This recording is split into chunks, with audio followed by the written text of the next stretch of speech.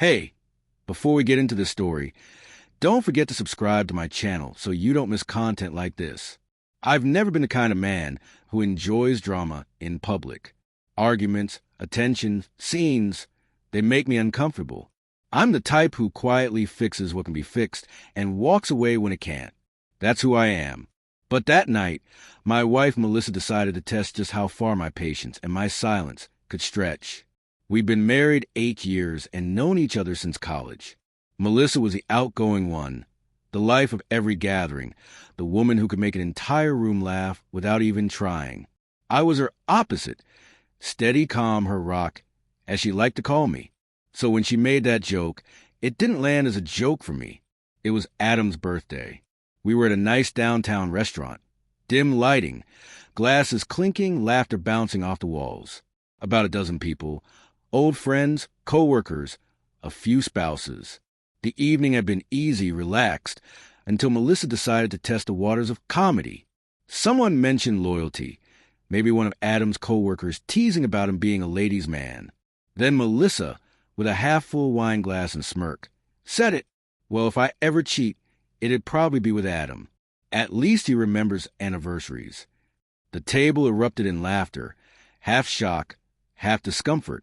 Adam's face froze, then forced a grin. And me? I just stared at the melting ice in my drink, feeling every eye on me, waiting for my reaction. Melissa laughed again, brushing my arm playfully. Oh, come on, babe. It's just a joke. But it wasn't a joke. Not to me. There's a silence heavier than any shouting, the kind that communicates what words cannot. That was my response. I smiled faintly, polite, hiding more than it revealed, and raised my glass. Here's to honesty, I said quietly. For half a heartbeat, the room paused, unsure if I was sarcastic or sincere. I clinked my glass against hers, took a sip, and turned back to Adam to discuss a project we'd been planning for months. Melissa's laughter sounded smaller now. She kept glancing at me, trying to read me, but I gave her nothing. When we got home, she confronted me. You're seriously mad? It was a joke, Daniel. Everyone laughed. Yes, I said calmly, placing my keys down. Everyone laughed? She frowned. You're overreacting. I didn't raise my voice. I didn't accuse her. I simply said, Melissa, there's a difference between being funny and being disrespectful.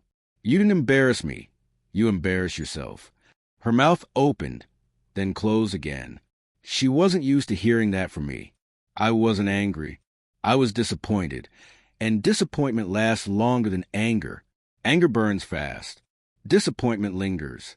That night, I slept on the couch, not out of spite, but because I needed space, quiet, distance. The next morning, she tried to act as if nothing had happened, cooking breakfast, humming, but the atmosphere had shifted. Something broken can't be fixed with pancakes and smiles.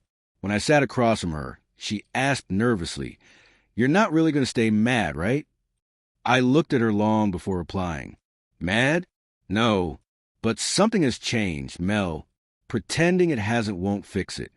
Her laugh that day was hollow, forced. At work, I didn't text her once. For the first time in 8 years, I didn't feel the need to check in.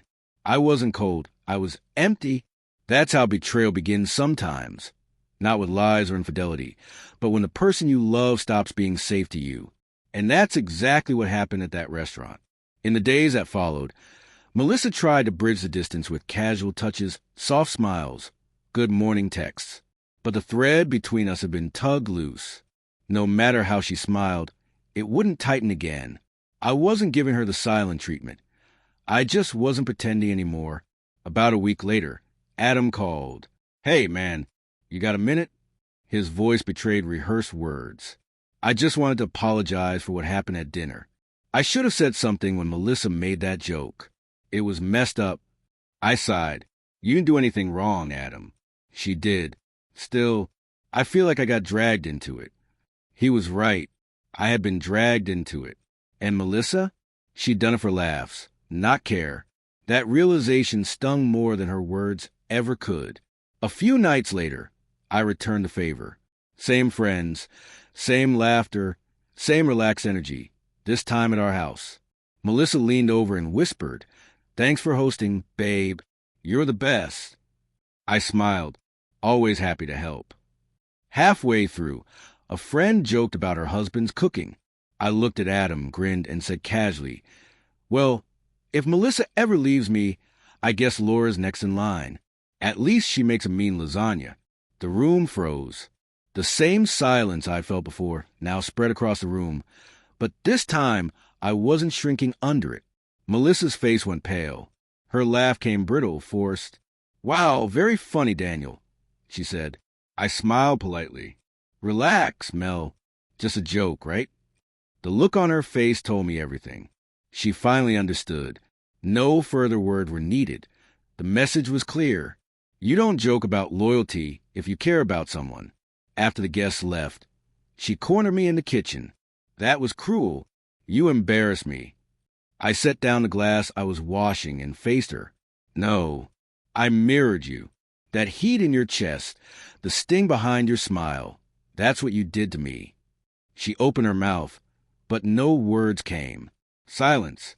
For once, Melissa had nothing clever to say. I didn't yell. I didn't insult her. I didn't walk away. I just looked at her, the woman who used to be my home, and realized I didn't trust her anymore.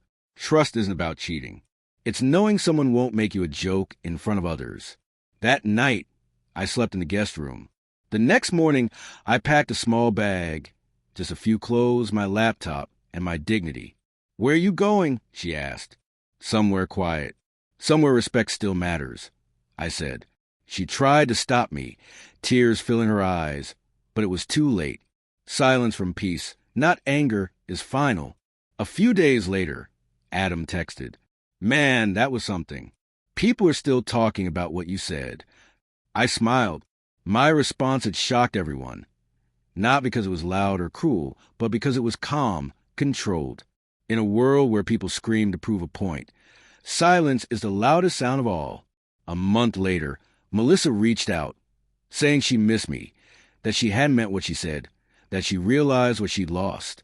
I didn't respond immediately.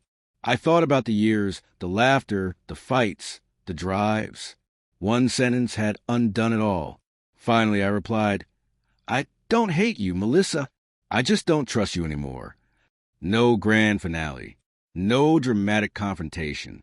Just quiet closure. Because sometimes the most powerful revenge isn't leaving someone speechless. It's teaching them the value of your silence.